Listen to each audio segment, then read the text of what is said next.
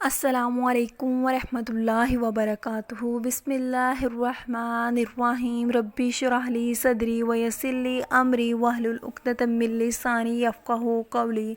آج کا ہمارا موضوع نماز کے ممنوع اوقات کتنے ہیں اور کون کون سے ہیں؟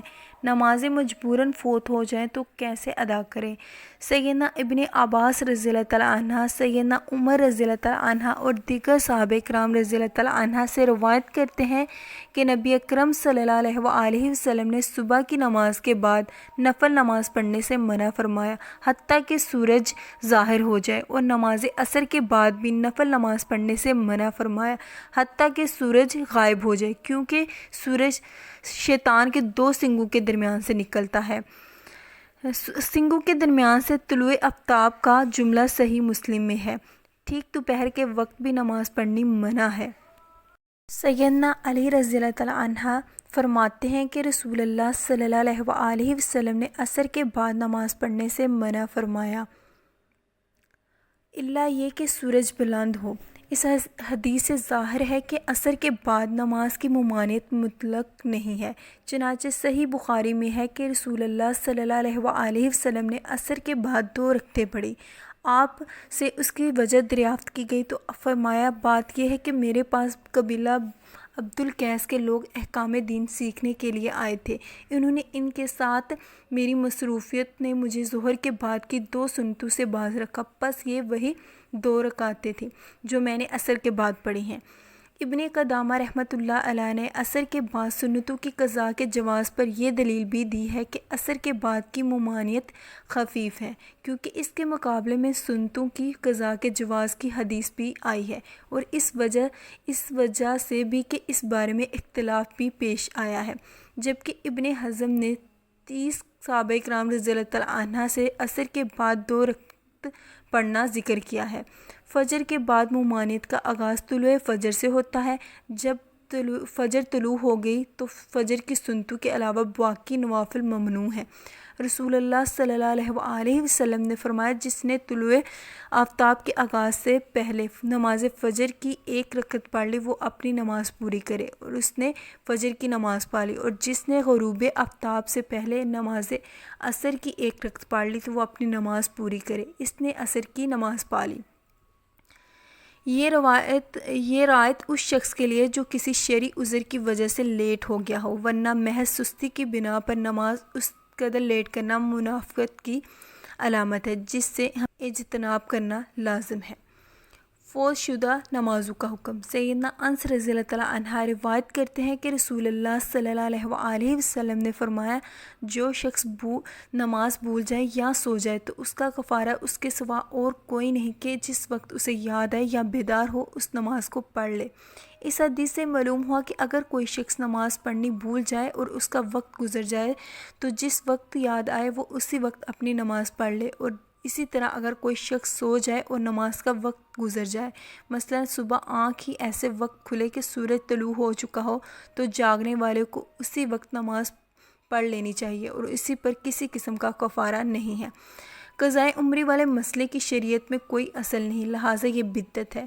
سیدنا ابو قتادہ رضی اللہ تعالیٰ عنہ سے روایت ہے کہ رسول اللہ صلی اللہ علیہ وآلہ وسلم نے ایک سفر میں فرمایا، آج رات کون ہماری حفاظت کرے گا؟ ایسا نہ ہو کہ ہم فجر کی نماز کے لیے نہ جاگیں۔ بلال رضی اللہ تعالیٰ عنہ نے کہا کہ میں خیال رکھوں گا۔ پھر انہوں نے اپنی سواری کے ساتھ ٹیک لگا کر مشرق کی طرف منہ کیا، اور کچھ دیر بعد سیدنا بلال رضی اللہ تعالیٰ عنہ بھی نیند سے مغلوب ہو کر سو گئے۔ جب آفتاب گرم ہوا تو سب سے پہلے رسول اللہ صلی اللہ علیہ وآلہ وسلم، پھر صحابہ جاگے۔ آپ نے سیدنا بلال رضی اللہ تعالیٰ عنہ سے ان کا عذر سن کر فرمایا، اونٹ کی نکیل پکڑ کر چلو، کیونکہ یہ شیطان کی جگہ۔ پھر نئی جگہ پہنچ کر رسول اللہ صلی اللہ علیہ وآلہ وسلم نے وضو کیا اور سیدنا بلال رضی اللہ تعالیٰ عنہ کو اذان کا حکم دیا۔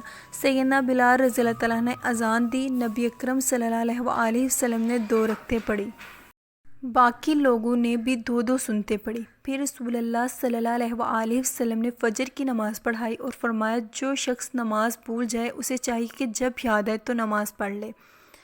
قارئین اکرام، اصل حقیقت آپ نے جان لی کہ سورج طلوع ہو کر گرم ہو چکا تھا۔ تب سیدنا بلال رضی اللہ تعالیٰ عنہ نے اذان دی، مگر قوالوں نے ایک اور ہی قصہ گڑھ لیا۔ سیدنا بلال رضی اللہ تعالیٰ عنہ جب تک اذان فجر نہ دی، قدرت خدا کی دیکھیے مطلق سحر نہ ہوئی۔ یقین مانیے قوالیاں من گڑت واقعات پر گائی جاتی ہیں تاکہ جاہل طبقے میں شرکیہ عقائد و اعمال کو رواج دیا جائے، اور جاہل لوگ انہیں روزانہ صبح دم تلاوت کی طرح سنتے ہیں اور کار ثواب سمجھتے ہیں۔ انا للہ و انا الیہ راجعون۔ کسی صحیح حدیث سے ثابت نہیں کہ فوت شدہ نمازوں کو دوسرے دن اس کے وقت پر پڑھا جائے، بلکہ نبی اکرم صلی اللہ علیہ وآلہ وسلم کے فعل سے بالکل واضح ہے کہ نیند سے بیدار ہونے پر فوراً نماز ادا کر لی جائے۔ لہٰذا قضاء نماز کی ادائیگی کے لیے اس کے بعد والی نماز کے وقت یا اگلے دن اسی نماز کے وقت کا انتظار نہیں کرنا چاہیے، بلکہ اسی وقت ادا کر کے مزید توبہ استغفار اور نیکی میں سبقت لے جانے کا اہتمام کرنا چاہیے۔ سفر میں اذان دے کر نماز پڑھنا۔ سیدنا عقبہ بن عامر رضی اللہ تعالیٰ عنہ سے روایت ہے کہ رسول اللہ صلی اللہ علیہ وآلہ وسلم نے فرمایا، تمہارا پروردگار بکریاں چرانے والے سے تعجب کرتا ہے جو پہاڑ کی چوٹی پر رہ کر اذان دیتا ہے اور نماز پڑھتا ہے۔ اللہ تعالیٰ فرماتا ہے، میرے بندے کو دیکھو جو نماز کے لیے اذان دیتا ہے اور اقامت کہتا ہے اور مجھ سے ڈرتا ہے، میں نے اس کو بخش دیا اور جنت میں داخل کیا۔ معلوم ہوا کہ جو شخص سفر میں اذان اور اقامت کہہ کے امام کی طرح نماز پڑھے تو اس کے لیے زیادہ اجر اور ثواب ہے۔ نمازیں مجبوراً فوت ہو جائیں تو کیسے پڑھیں؟ سیدنا ابو سعید خدری رضی اللہ تعالیٰ عنہ سے روایت ہے کہ ہم غزوہ احزاب میں رسول اللہ صلی اللہ علیہ وآلہ وسلم کے ساتھ تھے۔ ہمیں کافروں نے ظہر، عصر، مغرب اور عشاء کی نمازیں پڑھنے کی مہلت نہ دی اور ان نمازوں کا وقت گزر گیا۔ جب فرصت ملی تو رسول اللہ صلی اللہ علیہ وآلہ وسلم نے سیدنا بلال رضی اللہ تعالیٰ عنہ کو حکم دیا۔ انہوں نے پہلے اذان کہی، پھر اقامت کہی تو آپ نے ظہر کی نماز پڑھائی، پھر انہوں نے اقامت کہی تو آپ نے عصر کی نماز پڑھائی، پھر انہوں نے اقامت کہی تو نبی اکرم صلی اللہ علیہ وآلہ وسلم نے مغرب کی نماز پڑھائی، انہوں نے پھر اقامت کہی تو آپ نے عشاء کی نماز پڑھائی۔ اس حدیث سے معلوم ہوا کہ اگر اس طرح کی کسی سخت مجبوری کے باعث نمازیں فوت ہو جائے تو انہیں بالترتیب ادا کرنا مسنون ہے، لیکن نمازیں عمدن قضا نہیں کرنی چاہیے۔ وآخر دعوانہم ان الحمد للہ رب العالمین۔ السلام علیکم ورحمۃ اللہ وبرکاتہ۔